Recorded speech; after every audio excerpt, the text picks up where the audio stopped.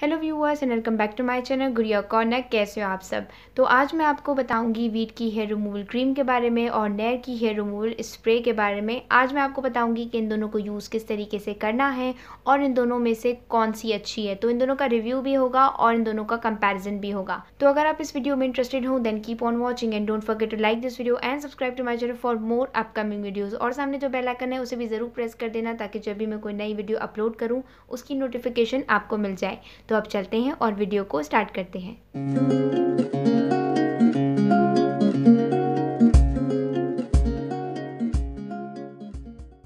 तो सबसे पहले बात करेंगे इनकी प्राइजेस की। तो इसकी प्राइस है अराउंड 400 रुपीज़ और ये मिलती है 200 ml। और उसके अलावा इसकी जो पैकेजिंग है वो आम हेयर स्प्रेज बॉडी स्प्रेज की ही तरह है।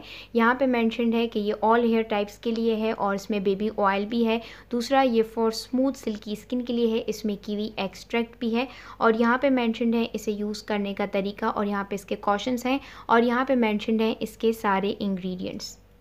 अब आते हैं वीट की हेयर रिमूवल क्रीम पे। तो इसकी जो पैकेजिंग है वो कार्डबोर्ड के बॉक्स में आती है और ये मिलती है 200 रुपीज़ में 50 ग्राम्स। और यहाँ पे मेंशन्ड है कि ये 7 डेज़ ऑफ स्मूथनेस देती है, एक्सफोलिएट करती है, स्किन को मॉइस्चराइज करती है, नॉर्मल स्किन के लिए है और ये फुल आर्म्स के लिए यूज़ होती है। यहाँ पे मेंशन्ड है इसे यूज़ करने के स्टेप्स और इसकी जो इंग्रेडिएंट्स हैं वो यहाँ पे मेंशन किए हुए हैं और इसके कॉशंस भी यहाँ पे मेंशन किए हुए हैं। तो इसके साथ आपको कुछ भी नहीं मिलेगा, जस्ट ही हेयर स्प्रे मिलेगी। लेकिन इस वीट हेयर रिमूवल क्रीम के साथ आपको ये स्पैचुला भी मिलेगा हेयर को रिमूव करने के लिए, क्रीम को रिमूव करने के लिए। और ये आती है ट्यूब फॉर्म में, इस तरीके की आती है ये वीट क्रीम। तो मैं आपको बताऊंगी कि आपको इसको किस तरीके से यूज़ करना है। तो सबसे पहले मैं आपको बताऊंगी कि आपको वीट हेयर रिमूवल क्रीम किस तरीके से यूज़ करनी है। तो आपको इसे थोड़ा सा अप्लाई करना है, आपको जहाँ से भी अपने हेयर जो है वो रिमूव करने हैं, आर्म्स के या फिर लेग्स के। और आपको इसे अच्छे से स्प्रेड कर लेना है इस तरीके से।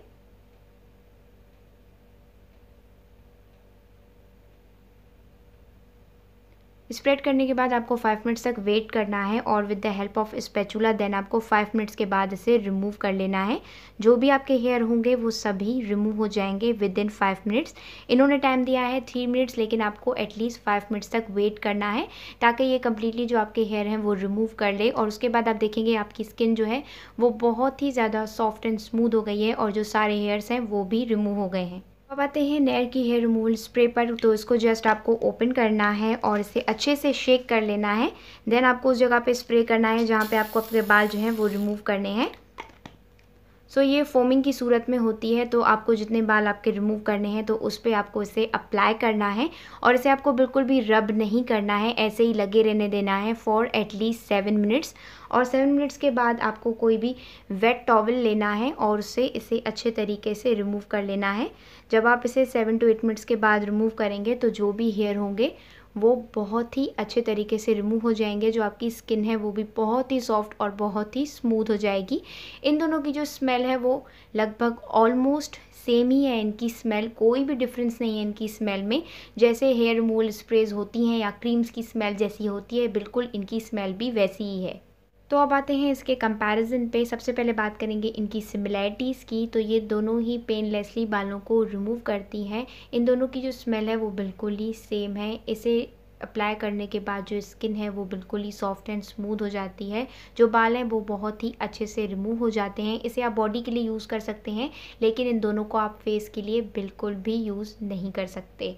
और इन दोनों में पैराबेन्स और SLS एडिड नहीं है, तो इसे यूज़ करना स्किन पर बिल्कुल ही सेफ़ है। तो अब आते हैं इनकी डिसिमिलैरिटीज़ की तरफ, जो चीज़ें इनमें नहीं मिलती हैं।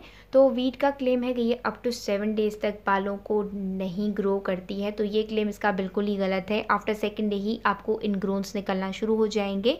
लेकिन नेर का ऐसा कोई क्लेम है नहीं।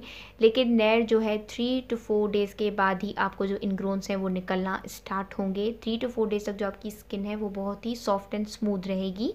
वीट में ये बात बहुत ही ज़्यादा गलत है कि इसे यूज़ करने के बाद एक तो आपको जो बाल हैं वो बहुत ज़्यादा डार्क ब्लैक निकलेंगे और आपकी जो स्किन है वो भी बहुत ही ज़्यादा डार्क होती जाएगी इसे यूज़ करने के बाद। और आपको जो बाल हैं वो भी बहुत ज़्यादा हार्ड निकलेंगे।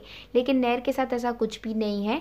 नेर में आपने जैसे बाल रिमूव किए हैं आपको वैसे ही हेयर निकलेंगे। आपकी जो स्किन है वो भी बिल्कुल भी डार्क नहीं होगी और आपको जो बाल हैं वो भी सेम ही निकलेंगे, ब्लैक ज़्यादा नहीं निकलेंगे और ना ही बहुत ज़्यादा हार्ड निकलेंगे।